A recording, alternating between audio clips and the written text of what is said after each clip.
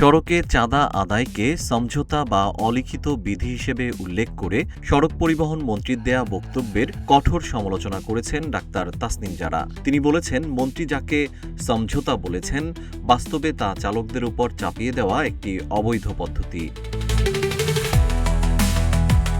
১৯ ফেব্রুয়ারি নিজের ভেরিফাইড ফেসবুকে দেয়া এক প্রতিক্রিয়ায় তাসনিম জারা বলেন, নির্দিষ্ট রুটে গাড়ি চালাতে গেলে চালকদের বাধ্যতামূলকভাবে নির্দিষ্ট সংগঠন বা গোষ্ঠীকে চাঁদা দিতে হয়। একেই যদি সমঝোতা বলা হয়, তাহলে একটি অনিয়মকে বৈধতার ভাষা দেয়া হচ্ছে।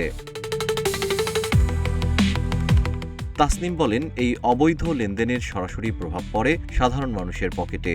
বাস ভাড়া বৃদ্ধির অন্যতম কারণ সড়কের এই অলিখিত চাঁদা। পণ্যবাহী ট্রাক থেকে এভাবে টাকা আদায়ের ফলে বাজারে নিত্যপ্রয়োজনীয় পণ্যের দামও বেড়ে যায়। শেষ পর্যন্ত এই অর্থ পরিশোধ করেন সাধারণ যাত্রী ও ভোক্তা।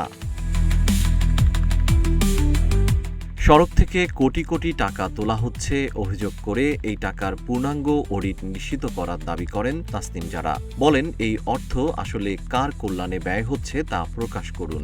এই অর্থ কি সাধারণ চালক শ্রমিকদের জন্য ব্যয় হচ্ছে, নাকি কোনো গোষ্ঠী বা ব্যক্তির পকেটে যাচ্ছে? জিএম শিহাব, রূপালী বাংলাদেশ।